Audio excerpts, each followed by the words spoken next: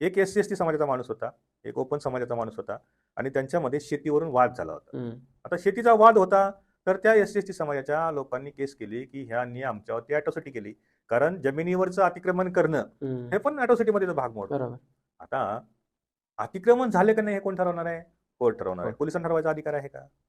मग हे अतिक्रमण झाले हं. म्हणून अॅट्रॉसिटीची केस केली गेली. हितेश वर्मांनी सांगितलं केसमध्ये, की तुमच्या पर्सनल गोष्टीसाठी, पर्सनल ग्रजसाठी अॅट्रॉसिटीचा वापर तुम्हाला करता येणार नाही.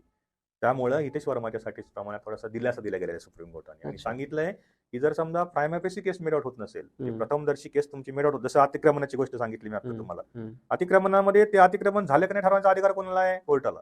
त्याच्यामध्ये पहिल्यांदा तुम्हाला पुरावे द्यावे लागणार. हं. कोर्ट त्या निर्णयाप्रत येणार, की त्याच्यामध्ये SC/ST समाजाच्या जमिनीवरती अतिक्रमण केलं गेलंय, तर आणि तरच ती अॅट्रॉसिटीमध्ये मोडणार. हं. ते कधी जाणून बुजून केलं तर पोलिसांना इंटेन्शनली. अधिकार नाहीये काय?